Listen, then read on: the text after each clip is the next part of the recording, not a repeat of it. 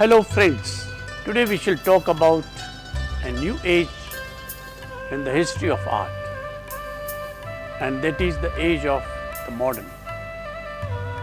In this module, our objective will be to understand the 19th and the beginning of 20th century in greater details, so that art can be related to the socio-political, economic and cultural scenario. We shall discuss the following: introduction, industrialization, social effects, status of women, political thought and philosophy, nationalism. Let us start with introduction. We have talked about the various art movements from Renaissance to Romanticism in Europe in our previous modules. We may have talked about certain social, political, economic conditions of the continent in relation to a particular artwork or an art moment. However, I think that it is very important that we talk about the age, its innovations, its philosophical and political thought process in its entirety by itself. It will be helpful because it will put the art movements into the right perspective and will form a clear foundation for the understanding of 20th century art movements. So let us begin. Politically speaking, Europe was under Napoleon Bonaparte's reign.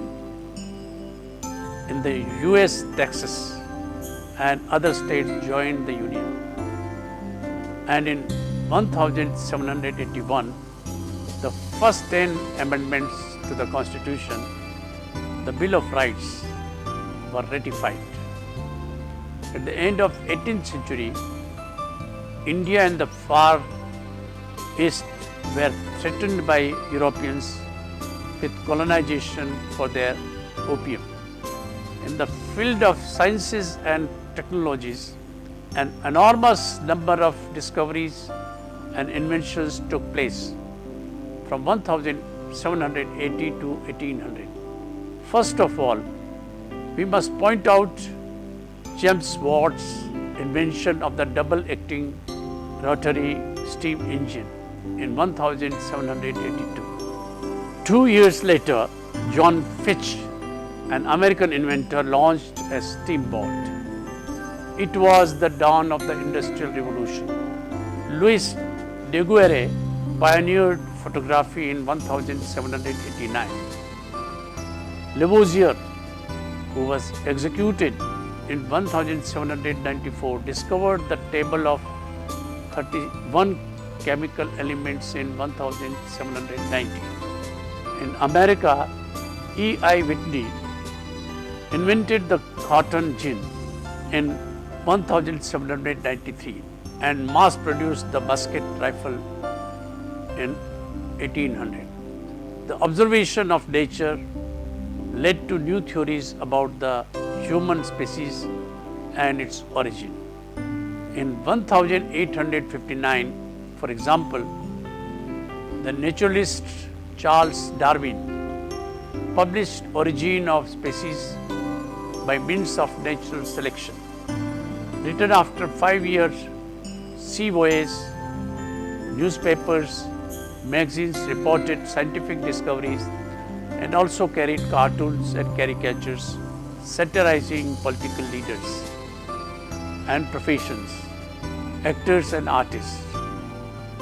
The proliferation of newspapers reflected the expanding communications, technology and advances in the printing and photography made articles and images ever more accessible to a wider public. Inventions such as the telegraph in 1837 and telephone in 1876 increased the speed with which news could be delivered. Travel was also accelerated.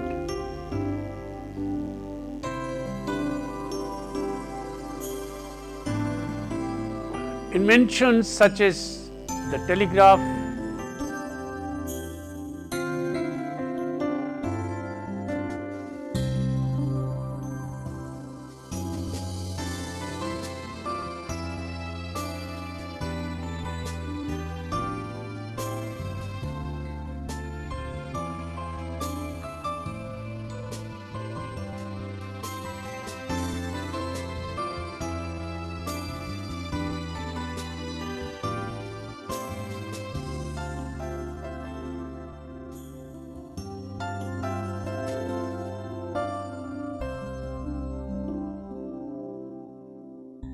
the 19th century, and particularly the period between 1820 to 1830 and 1940, constitutes a turning point between a society still essentially rural and a developed, urbanized society prefiguring that of the end of the 20th century.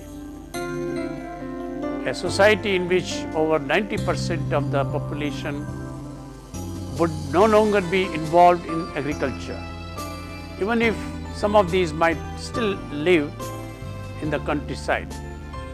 Europe by now had conquered the rest of the world.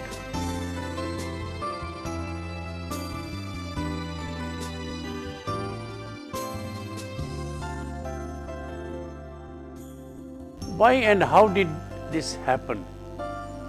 Was it only after 1800, with the Industrial Revolution well underway? Was it because Western European per capita incomes, labor productivity or technology diverged? Or was it earlier, before the Industrial Revolution? And what was the cause of the divergence? Was it beneficial institutions such as stimulated investment and the accumulation of human and physical capital? Was it the evolution of cultural practices that encouraged hard work and education? Or was it scientific revolution and the Enlightenment, which spread useful knowledge and political reform? Or was it simply an accident? Industrialization. Industrialization started in Britain in the 1780s, and it was pretty simple. But now a spinning jenny could spin wool 8 times faster than a normal machine could.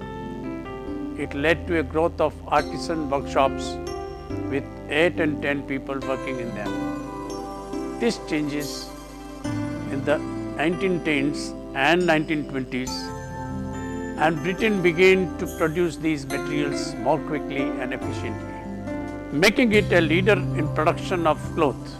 For example, other countries began to follow suit, though only in pockets and with the help of the state governments, for example, Germany and France.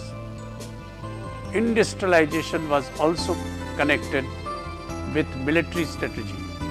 As roads and railways began to expand, first for military purposes, later they were open to the public. In the 1890s and 1910s, a third wave of countries industrializes, including Russia, Austria and Italy, on government support. When the FWW broke out, economic progress everywhere was halted. During this third wave, new fields also developed, like chemical engineering and electrical engineering. Germany thrives using new technologies, and its economy comes close to surpassing Britain's.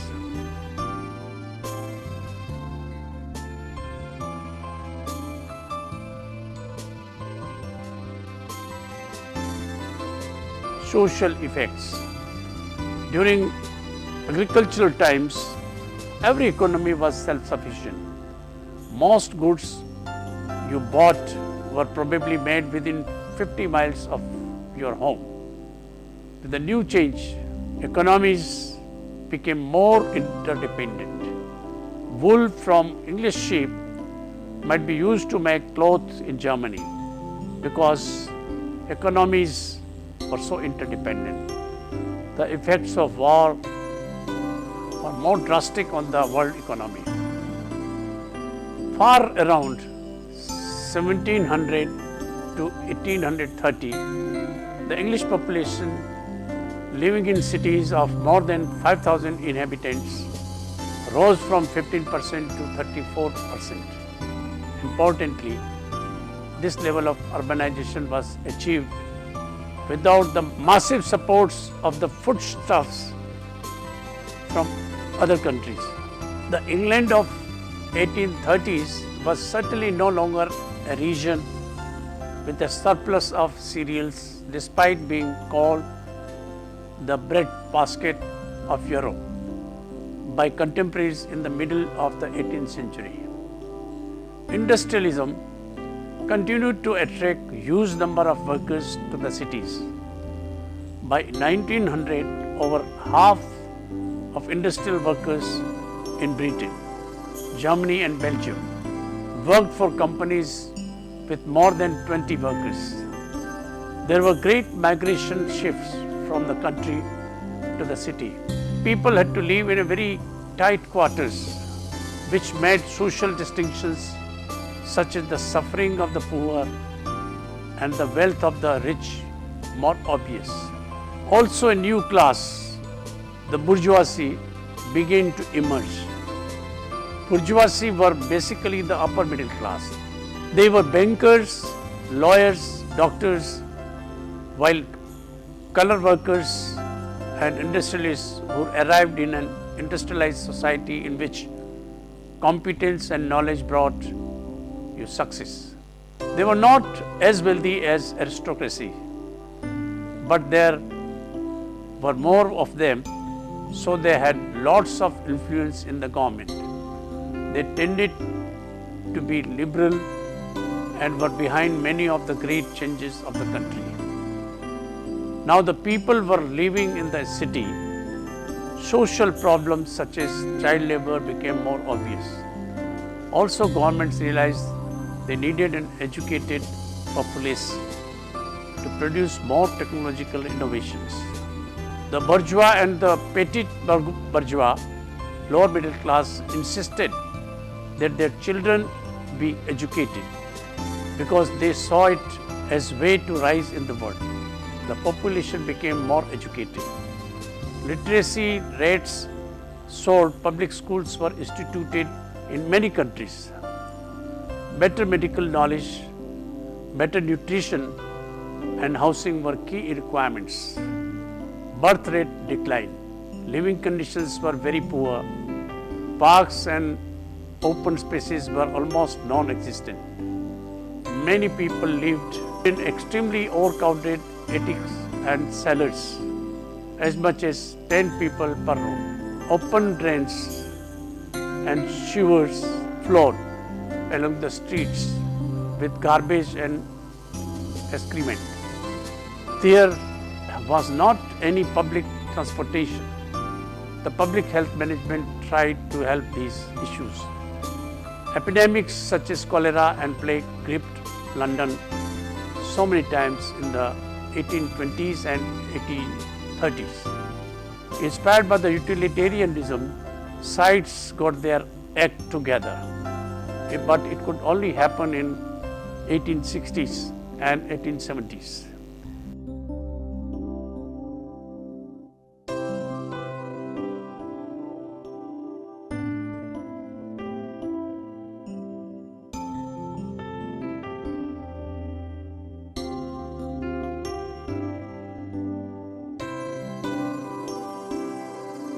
Status of women. The middle class were devoted to the ideal of family and home. During this time, the home displaced the church as a refuge and spiritual heaven. Home became a status symbol and emotional bulwark against the rude commercial world. With the father at the head of the table during meals, a wife was expected to woo her husband to the benefits of home and family, and away from his natural instincts. A wife's legal personality was subsumed under the husband's. A husband needed only to show evidence to his wife's adultery to obtain a divorce, to obtain a divorce, her property and custody of their children. It was not until the last few decades of the 20th century that the restrictions on women getting a divorce were lifted, as marriage was the normal and expected role for middle class women to follow. Those that did not marry were regarded as social failures and treated with pity and contempt. Statistics state that the number of unmarried women started increasing in the 19th century.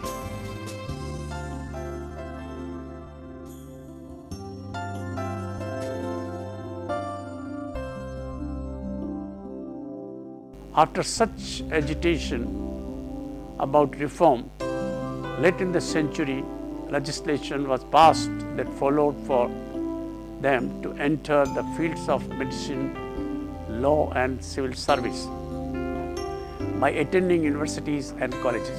By the mid-19th century, thousands of European and American women were writing for a living. These publications were primarily novels that were read by other women. Most of the writers upheld traditional values of society, that is, the angel in the house motif or the cult of domesticity. Some writers, though, began to assert themselves, like Elizabeth Gaskell, George Eliot, and the George Sand. As indicative of two of these writers, they had to use men's names to get published. This was also true of the Bronte sisters, first publishing under the last name of Bell, with Ellis for Emily, Kerr for Charlotte, and Acton for Annie. For both married and single women, charity and reform work will become popular after the first half of the 19th century, when women were finding their angel in the house role too confining and narrow. Women now sought to expand their moral influence outside the home. Public service by volunteering turned these women into an active force for change and improvement. In the past, women had done charity work through their religious affiliations, but now it was outside the churches. There were many important, powerful women in the century who served their country, the needy, the poor, the sick and the hurt. Catherine Booth co-founded with her husband William the Salvation Army. Harriet Schneider Briemann, a German woman, became the founder of the kindergarten movement that will be exported to other countries, including America. A Frenchman founded the Crèche Society, a nursery for infants and preschool for children for working mothers. More reforms were instituted for women prisoners with the work of Elizabeth Fry, 1780 to 1845. Hannah More, 1745 to 1833, was instrumental in establishment of Sunday schools in England to improve the religious education of the poor, which included teaching them to read. Florence Nightingale, the most famous woman of her century and known for nursing work at the front lines during the Crimean War. She later made nursing the real profession. It is today with the set of prerequisites, qualifications and ethical standards. These steps eventually became the basis for feminism, a theory propagating for the equality of women's rights through 1940 to 1970s.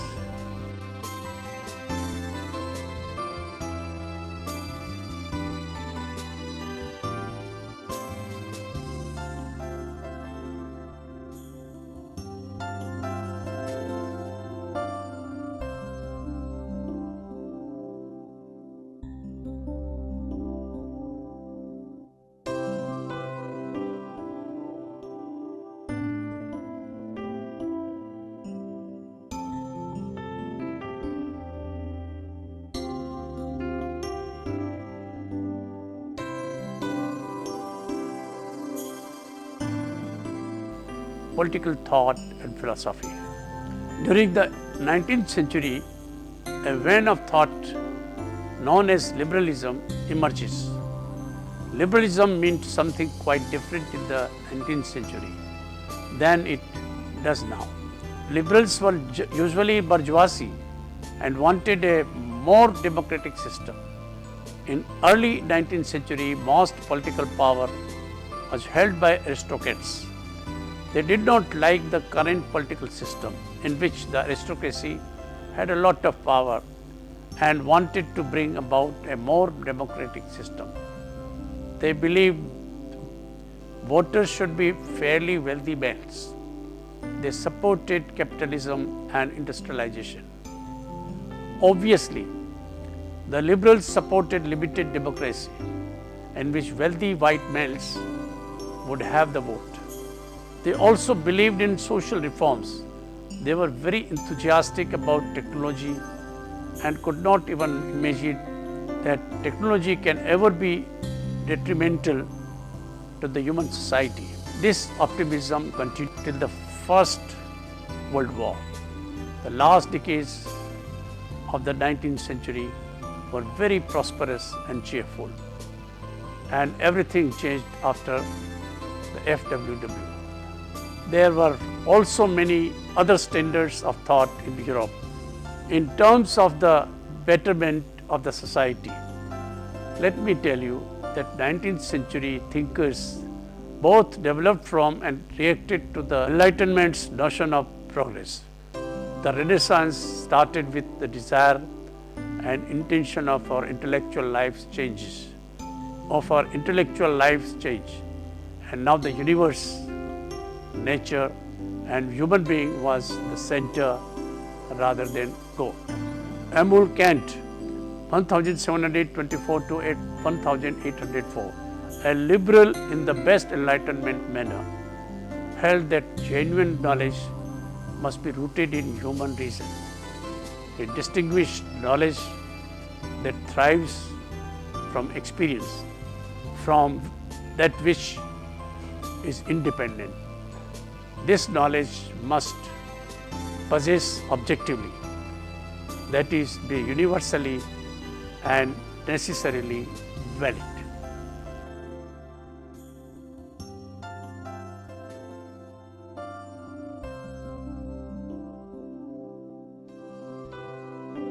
For George Wilhelm Friedrich Hegel, 1770 to 1831, knowledge appears through our immersion in the world. We know when we see into and act in the world. Knowledge touches being when it achieves full completion.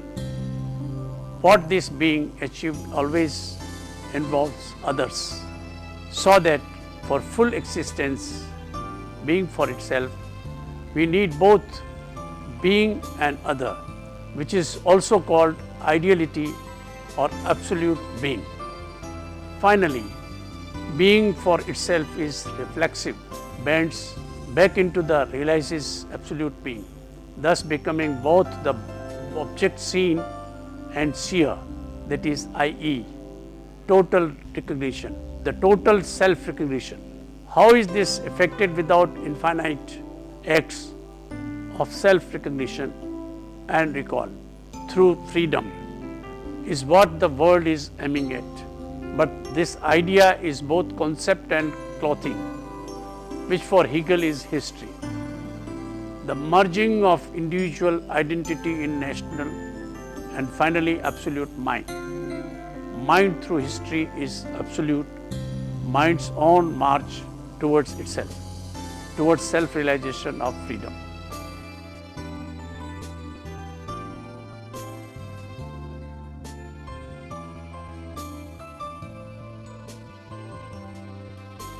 Danish philosopher Søren Kierkegaard developed another distinctive philosophy of life. Kierkegaard's ideas, which were not appreciated until the century after their appearance, were literary, religious and self-revealing rather than systematic in character. They stress the importance of the experiences that the intellectual mind judges is absurd, including the experiences of angst, anxiety and fear and trembling. Such experiences, in his view, lead first to despair and eventually to religious faith. Kierkegaard discussed this process in terms of the religious person who is commanded by God to sacrifice his own most cherished treasures, as in the example of Abraham and the sacrifice of Isaac in the Old Testament. Although Abraham cannot understand his absurd request from God, he decides to obey his commitment to God. Through such terrible experiences, Kierkegaard claimed, we learn that humanity's relationship to God is absolute and all else is relative. What is most significant in a person's life, Kierkegaard concluded, are the decisions made in such ethical crisis. Kierkegaard's idea came to have importance in the 20th century. The concepts of existence, dread, the absurd, and decisions were influential in Germany, France, and English-speaking countries. The condition of humankind during an epoch with two world wars gave these ideas a new relevance. The philosophers who developed them founded the movement now known as existentialism. Jeremy Bentham and John Stuart Mill, both economists as well as philosophers, dominated philosophy in England during the 19th century. Bentham originated the ethical principle of utilitarianism, that what is useful is good, and Mill developed and refined the doctrine. The utilitarians argued for an ethical principle that would be superior to the self-interest of the individual.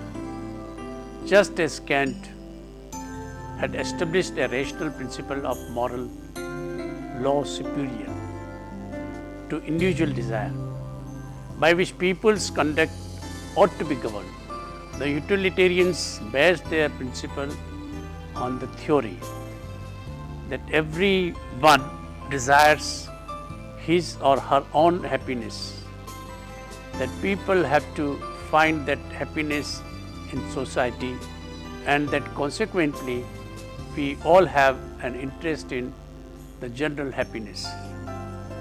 They took the position that whatever produces the greatest happiness for the greatest number of people is what is the most useful for all. This is the meaning of the principle of utility or benefit, from which utilitarianism takes its stand.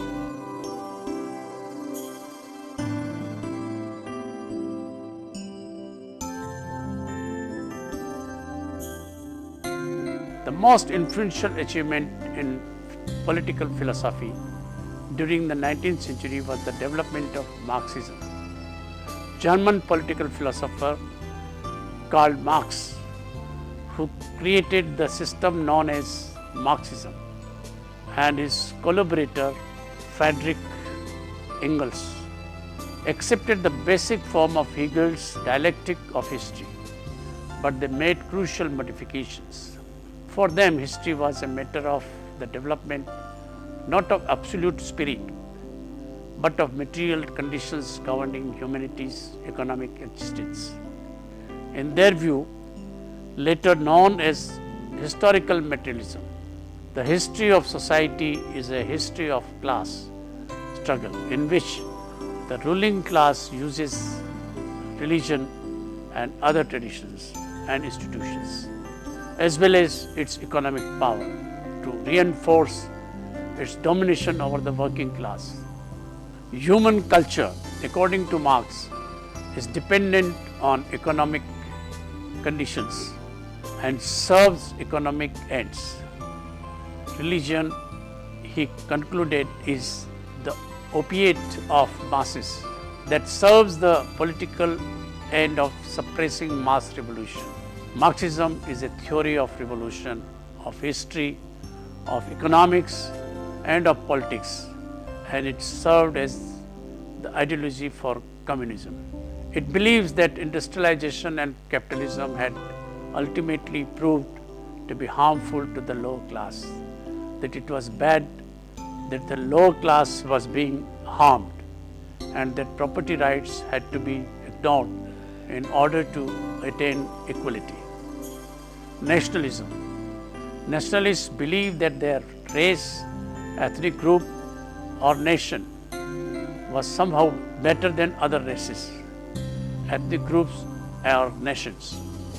Nationalism became very predominant during this era. Together with the liberals, nationalists believed that governments functioned best when political leaders were of the same ethnic group as the people they governed.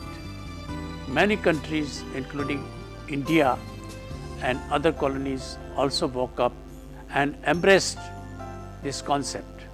In Europe, after Napoleon took over every country, there arose a greater sense of national consciousness, especially in the German states, which had always been proud of their military tradition. Coupled with Romanticism, they found their own stories and myths and felt proud of their past heritage and lineages. Germany was in the forefront of this tradition. Thank you.